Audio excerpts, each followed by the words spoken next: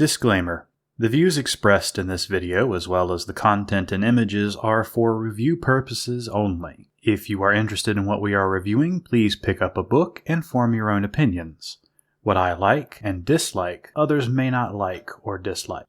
Reading is a very individual thing. If you do pick up the book, please leave a review, as this not only helps out authors financially, but is essential to helping us improve our skills. Furthermore, if you'd like to support me and my channel, you can follow the links down in the descriptions to my own works and my own books. And you can also help out by liking or commenting below and subscribing to the channel. Welcome back, ladies and gentlemen. It's been a little while and I'm glad to be with you today. I had a bit of a debate over which book I should review after my little hiatus, and I decided to go with an indie book that's a little more popular. This week we're reviewing Death Mask by Razorfist, the second book in the Night Vale series. But before we get into it, let me get a few things out of the way. First, my regular shameless self-promotion. If you'd like to critique my own work, you can find them in the links below the video. I welcome all opinions and criticism, as it would only be fair with what I'm doing today. Second, I'm a big fan of Razorfist's video rants. I mentioned this in my review of his first book. That being said, I'll do my best to not let my favorable opinion of his online persona affect my review of the book. I will note that my buying both the hardback and the audiobook was just my way of supporting a creator I like, while also being able to write it off on my taxes. So, no matter how harsh I am on the book, I would like to thank Mr. Fist for allowing me to deny the government just a little more money. With that out of the way, let's begin with the story, then what I didn't like, what I did like, and my thoughts. Our story begins with a snippet about a strange wraith-like figure carving a swath through the local crime scene. We get a few gory vivisections leading us to believe that this is not our main character Xerdes. He is important to the story later, and we're about to get assaulted with a lexicon so massive it would make your average American look fit and trim. After this short diversion, we join Xerdes bartering with an innkeeper about a job. Our main character's come a long way since leaving his previous hometown, a burning disaster area filled with the dumbest crime lords to ever fail upwards. This new job sounds strangely simple compared to the last one he completed in what, if I remember correctly, is now a smoking ruin. All the innkeeper wants him to do is find his wife. Like most things in life and in fiction, it's not going to be so simple.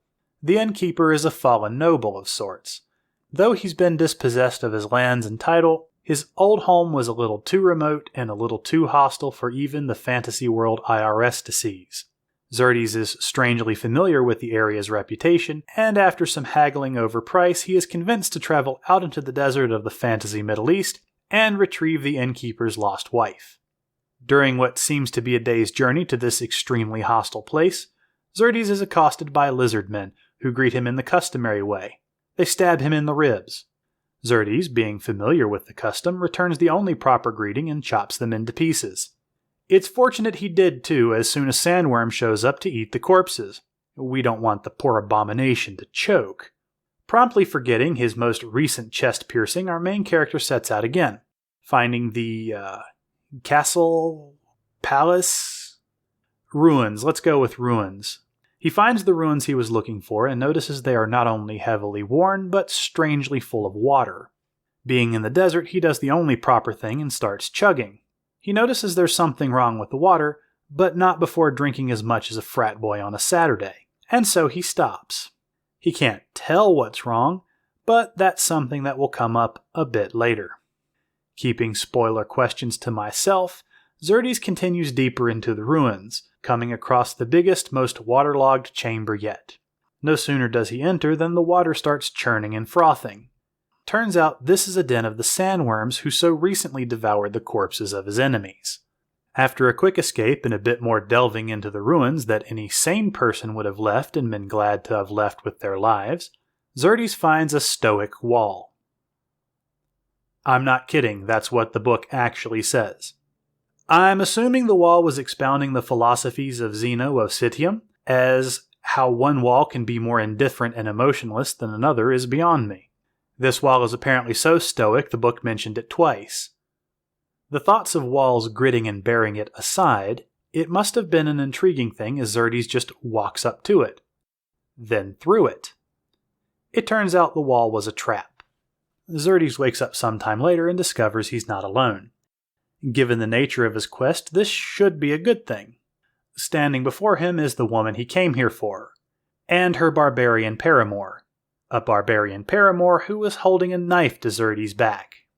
It turns out the innkeeper's wife is a bit of a thought, and wants access to the vault that has remained sealed here since her husband abandoned the place. But she only wants 1 coin. Granted, it's a coin the size of a saucer, but it's 1 coin nonetheless. After what feels like some very unnecessary threats on his life, they convince Xerxes, a man who breaks into safes for a living, to break into a safe to get to the coin. I feel like they could have just asked him and offered him all the gold he could carry, but no need for that passive-aggressive bartering crap. Who needs the easy road when violence, intimidation, and grudges will suffice? Sneaking around the giant murdering sandworms, they reach the massive vault door. The vault requires 3 people to turn the keys, or equivalent, at the same time in order to open it. This is another point of barter I believe could have been used, but no, bad reader, violence is always the answer. After some picking around, the vault door is opened to reveal darkness. Lacking the knowledge that vaults usually don't have windows or skylights because that would defeat their purpose, it's decided Xerxes will go in and fetch the coin while the others wait outside. This seems to be more because Xerxes was the only person who thought to bring a torch, but you don't have to be smart to want to steal things. Given that this place is completely unguarded and basically abandoned, I'm not sure it constitutes stealing things, but there you go. Turns out this room contains a literal mountain of gold coins, a few handfuls of which would completely surpass any reason to return to the guy who gave him this job in the first place, but Xerxes just leaves them there in pursuit of the multi-pound silver coin the others want him to find. No sooner does he find the hunk of metal than the sandworms wake up. The barbarian paramour, being the ultimate Sigma male, picks up his wanton girlfriend, kisses her, and then throws her to the worms as a distraction. The kiss, however, cost him precious seconds, and the worms decide to go for the bigger meal. And this is where I will leave off. This will get you about halfway through the book. Normally I would stop earlier, but I really wanted to get to that last part. Now let's get into my dislikes. Normally I would save these for after my likes, but I have a reason for mixing up the order this time. The first thing on this list is going to be simple. I could talk about some story elements or characters like I normally do, but this time calls for something special. Razorfist has a unique way of talking. His vocabulary is huge and a bit arcane. This doesn't bleed into his writing as much as hemorrhage violently. This, among other reasons, is why I chose to go with the audiobook. So I'm just going to start this off with a list of weird word choices and phrases in the book that made me stop and write them down. Scenarial, beclouded, exigence, diaphanous, spasmodically, cadaverous companion, melanoid mass, smoky lilt, sepulchral. A terrific concussion ended the watery reverie. Penumbra, dark room deep, kaleidoscopic, alarmingly unsilent, boletic, swarthy blade, and a word that I am going to hate probably for the next 2 months, purloined. It feels like I'm drowning in vocabulary. There were dozens of other examples, but these were special as they completely broke me out of the story. If you aren't sure what many of these words are, you're probably not alone. Usually when I'm faced with a word I don't know in a book, it's an exciting moment. It means I'm about to find a bit of linguistic arcana. I even look forward to it a bit in every book that I read. If I did this with Razorfist's books, I would spend a whole week getting through a single novella as I checked that a word I'd run across had some meaning I wasn't aware of. There is something to be said for wording something outside of convention. I've been doing research lately to improve my prose, and I found some great historical representation of this. But the point of a novel is to have one long, continuous guided daydream.